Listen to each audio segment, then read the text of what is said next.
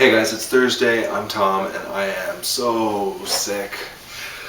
This is 10% luck, 20% skill, 15% concentrated power of will, 5% pleasure, 50% pain, and 100% reason to remember the name.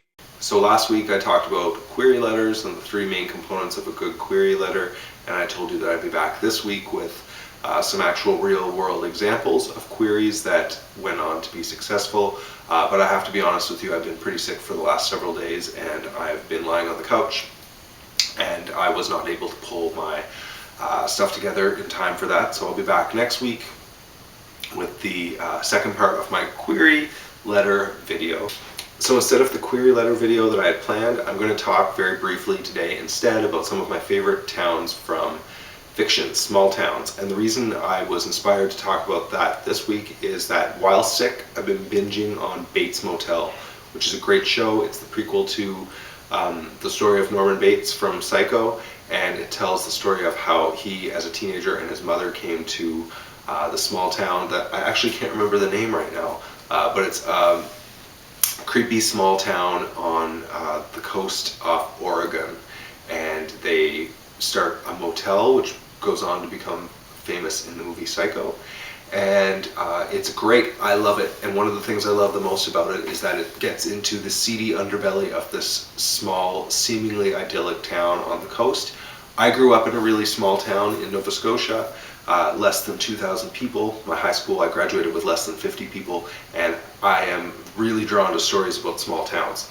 Partly because I respond to them and I identify with them, but also because I think a small town is a great venue for a good story. You can have a whole lot of people who all know each other and interact with each other in different and surprising ways, and you get basically the whole range of society in one small isolated bubble. And so I thought I'd talk today about some of my favorite small towns. One of them is obviously Springfield from The Simpsons. Springfield is awesome. Anyone who is a Simpsons fan would agree with me. It's one of the best small towns ever depicted on TV. It is a town of many sides and facets, and if you've watched over the years, you know that a lot of characters have come and gone and been reintroduced, and you learn more and more about the town as the show has progressed. I have to admit, I haven't watched The Simpsons as much in recent years, but every time I do catch it these days, I'm always surprised and delighted to meet some of the old characters that I haven't met before, or to find out new things about the town of Springfield. One of my other favorite small towns is also from a TV show, but something totally different, and it's Dillon, Texas, from Friday Night Lights, which is possibly my favorite TV show ever. I have been watching it recently, and it is good. It is as good as everybody says. It's an amazing depiction of the small town of Dillon, which is a football-obsessed town. I'm not a football fan, and that's why it took me a while to get into to actually come around to watching this show. But I have to tell you, the characters, the relationships, the different sides, the wealthy people and the not so wealthy people in the town, the politics, the stuff that goes on at the school. It's just a really great, honest, authentic depiction of what it's like to live in and try to make change in a small town. So Dillon, Texas, if you haven't watched Friday Night Lights, give it a shot. Just watch the pilot, and if you're not hooked by the end of the pilot, then I'll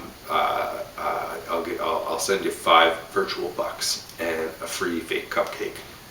My last two towns are both kind of cut from the same cloth, and both are closest to the town in Bates Motel. One is Castle Rock, Maine, which is a town that features in a lot of Stephen King's stories and novels, from Cujo to Needful Things to, I believe, The Dark Half. Yeah, The Dark Half was set in Castle Rock, as well as one of my favorite Stephen King stories of all time, The Body, which went on to be turned into one of my favorite movies of all time, Stand By Me, which I think is set in the late 50s.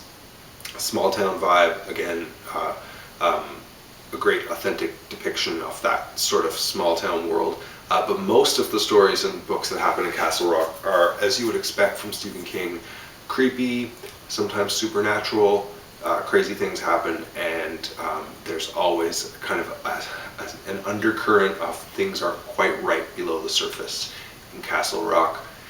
And my final town is the one that's probably most closely related to Bates Motel, and it's Twin Peaks. For those of you who were lucky enough to watch Twin Peaks back in the day, there's no other show like it ever in the history of TV. A crazy, weird show that was done long before it should have.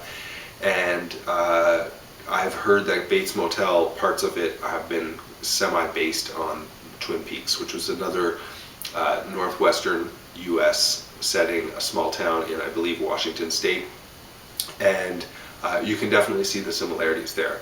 Twin Peaks, one of the things that I thought it did really well was it took a wide cast of characters, introduced them slowly, and introduced their backstories slowly. And gradually, as the show progressed, you began to realize that these people were connected and interconnected in strange and exciting ways. And that's one of the things that I respond to as a writer. I love stories with big casts of characters, and I hope someday to write a book or a series of books set in a small town that really goes on and gets into all sorts of interlacing and interwoven characters and narratives.